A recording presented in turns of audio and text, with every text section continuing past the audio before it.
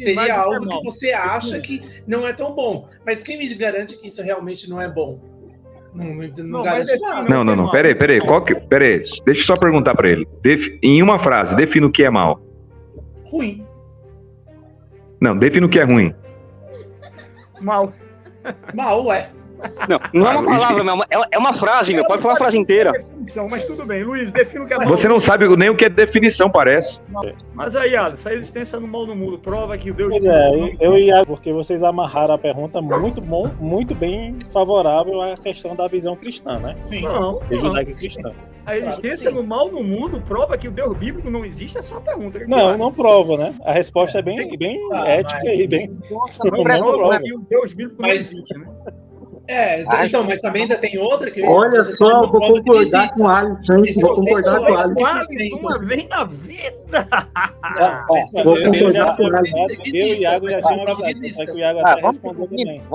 Então, na verdade, não existe nem o mal nem o bem. Um cachorro não vai saber se é bom ou ruim. Uma pedra, igual ele falou, não vai definir se é boa ou ruim. Não existe, não existe mal nem bem. Não existe mal e bem. É o ser humano que criou o bem. Porque se pra mim o mal, hoje, por exemplo, eu briguei com uma pessoa. Então, se o cara entrar na tua casa, estuprar tua filha, tua mulher, isso é mal ou é bem, ou não é mal nem é bem? Na Bíblia é bom, na Bíblia é bom. Quanto a moral é o mal. Porém, tem lugares... Não, peraí. O cara entrou na tua casa... você se contradizer. Não, mas aí... Não é mal. Não, é o mal. Lógico que é o mal. Não, na Bíblia parece que é bom, na Bíblia. O Shaolin já se contradizeu e demonstrou que o mal é real. O mal moral. Porque eu advogo pela moral relativa. Então, quando eu disser moral, é relativamente moral. Acabei com seu argumento, Luiz. Porque eu não disse que é absolutamente moral. Eu disse que é relativamente moral. Acabou. Nocaute. O Fábio, eu estuprar uma criancinha pode ser moral? Pra mim, na minha moral relativa, que não é absoluta, pra mim sim. Por quê? Porque eu advogo pela moral humanista pra você, secular. então pode ser moral estuprar uma criancinha. Não. Eu advogo pela moral humanista secular, onde a gente valoriza a nossa meta moral é o bem-estar.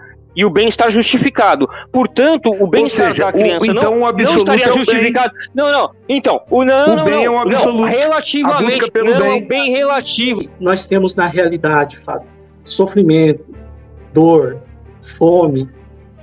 Como que dentro de uma visão naturalista / evolucionista, você pode explicar a existência da empatia, da caridade e da compaixão sem Deus?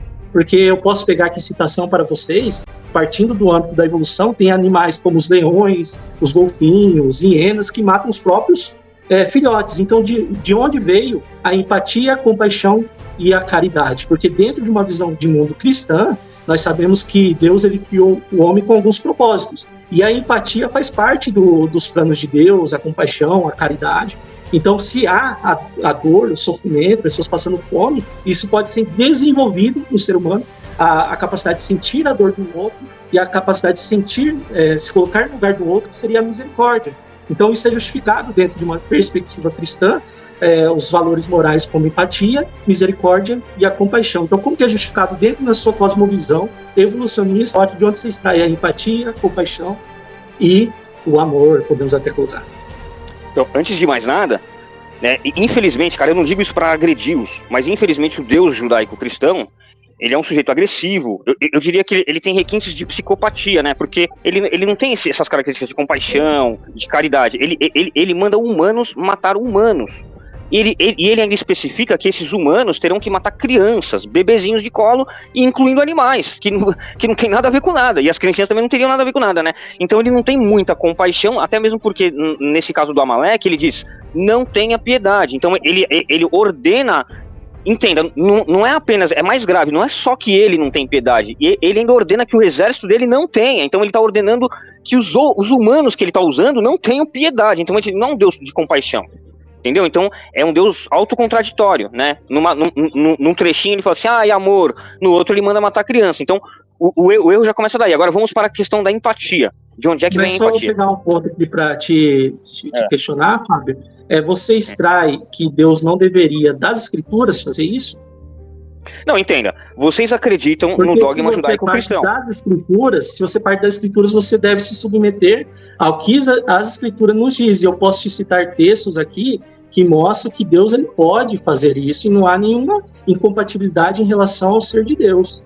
É ele que dá a vida, é ele que tira, é ele que é o dono da terra, é ele que dá o fôlego de vida. Então, dentro da perspectiva cristã, há uma justificação. E dentro da sua visão, que você ainda não explicou de onde veio a empatia, a compaixão, o amor ainda não está apresentado. Mas entenda, Jadson, a questão não é se ele tem poder para matar crianças, e se foi ele que criou e se ele pode fazer isso. A questão é se é moral. É moral você mandar humanos. Entenda. Qual o padrão?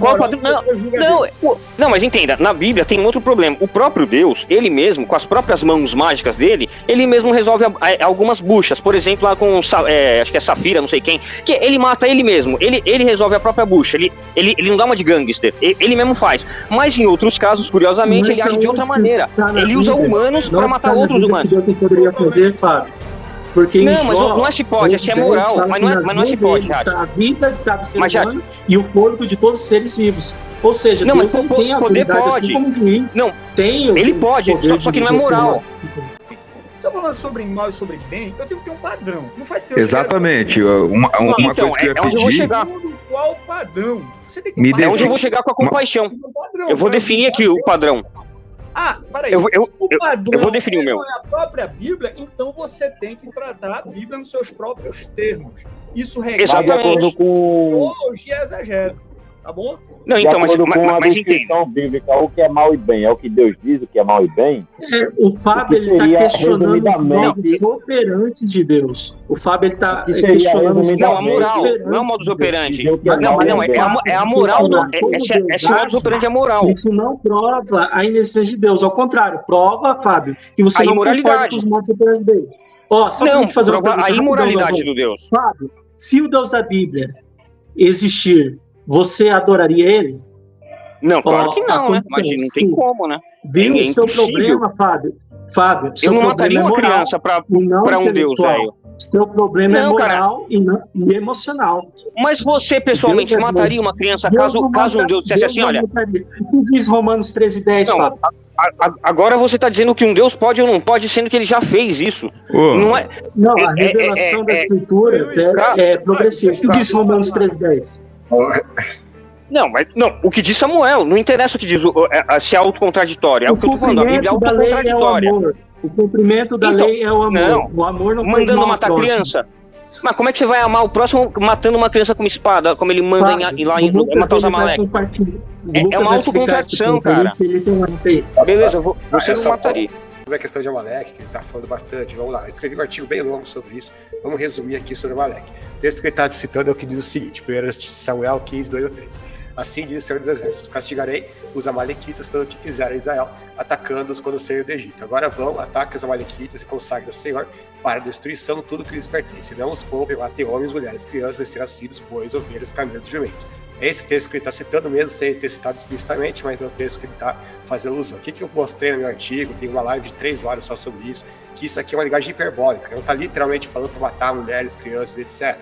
Como é que a gente percebe isso? No próprio contexto do texto. Vamos lá. 1 Samuel 15:7-9. Ele diz o seguinte: Saul atacou os amalequitas por todo o caminho, desde Avilá até Sur, a leste do Egito. Capturou vivo Agag, rei dos amalequitas, e exterminou o seu povo. Mas Saul e o exército pouparam Agag, o melhor das ovelhas, os bois, os beceiros, os gordos, etc. Pouparam tudo que era bom, mas tudo que era desprezível e inútil, destruído por completo. Então aqui vai falar primeiro que o povo inteiro foi exterminado e depois que foi destruído por completo. Então não era para ter sobrado ninguém, a não ser lá o rei Agag, né? Só que olha o que vai acontecer alguns capítulos depois. A gente está aqui no capítulo 27 agora. Davi e seus soldados atacaram os jerusitas, os jarcitas e os amalequitas, povos que desde os tempos antigos habitavam a terra que se estende de Sur até o Egito. Então os amalequitas não tinham sido exterminados, senão eles ainda estavam aparecendo ali no outro capítulo, né, como ainda existindo e ainda fazendo guerra contra os israelitas, ou seja, eles ainda estavam em quantidade substancial de soldados, né, de exército, e ainda diz, né, povos que desde os tempos antigos habitavam a terra que se estende desde Sur até o Egito, ou seja, eles nem mesmo perderam o território que eles tinham. Então, se eles tivessem totalmente dizimados, acabou, não sobrou ninguém, como é que eles estavam habitando aquela terra ainda? Né? Vamos lá, 1 Samuel 30, 1-3, vai dizer o seguinte: quando Davi e seus soldados chegaram a Ziklag no terceiro dia, os amalequitas tinham atacado Negueb e Ziklag e haviam incendiado a cidade. Levaram como prisioneiros todos que lá estavam, as mulheres, jovens, idosos, a ninguém mataram, mas levaram consigo quando prosseguiram seu caminho. Ao chegarem a Ziklag, Davi e seus soldados encontraram a cidade destruída pelo fogo e viram que suas mulheres, filhos e filhas haviam sido levados como prisioneiros. Olha que está aqui atacando os israelitas de novo, justamente os amalequitas. Aí o texto vai dizer, no verso 17, que Davi os atacou no dia seguinte, do amanhecer até a tarde, e mesmo assim o texto vai dizer que 400 jovens montaram em camelos e fugiram, verso 17, ou seja, indica que o total do exército devia ser de vários milhares de soldados, porque durante um dia inteiro de perseguição, mesmo assim, 400 jovens conseguiram fugir. E no próprio texto, lá no capítulo lá de 1 Samuel 15, vai dizer o seguinte, assim como, isso aqui é o que Samuel falou, né? Assim como a sua espada, referindo-se ao rei Agag, deixou mulheres sem filhos, também sua mãe ficará sem o seu filho entre as mulheres. E Samuel despedaçou Agag perante o Senhor em Gilgal. Agora, se a mãe dele já tinha sido morta, que é o que você interpreta, né? Mataram mulheres, todas mulheres, crianças, etc. Então, como é que ele fala aqui que a mãe dele ia ficar sem o filho dele? Então, pelo menos a mãe dele estava viva. Como é que ele sabia que a mãe dele estava viva? Porque ele sabia que a ordem não era de literalmente matar mulheres e crianças.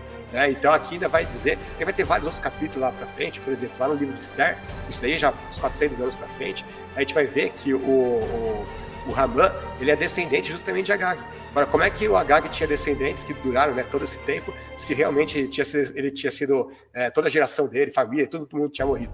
Né? Não faz nenhum sentido. Então, no artigo eu faço toda uma análise mais aprofundada de toda a linguagem bíblica e hiperbólica que eles terminam, mas como eu falei, aqui tem que entender a exegese, tem que entender o contexto bíblico, senão você vai pegar texto solto, sem contexto, sem exegese nenhuma, aí vai dar trela para qualquer tipo de aberração teológica, inclusive essa que você defende.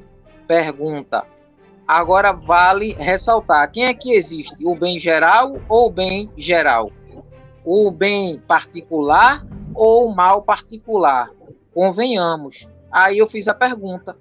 Cabe a qual, que citou Aristóteles, justificar as premissas de que existe algo essencialmente bem e essencialmente mal. Acho que ele estava tentando entrar. Eu falei, ou tem alguma coisa 100% bom ou 100% ruim. Não tem outra coisa, cara. Iago, a pergunta é simples, Iago. O mal no mundo prova que o Deus bíblico não existe. É só isso, cara. Sim ou não? Vou repetir. Não. Eu justifiquei o porquê. Beleza, tranquilo.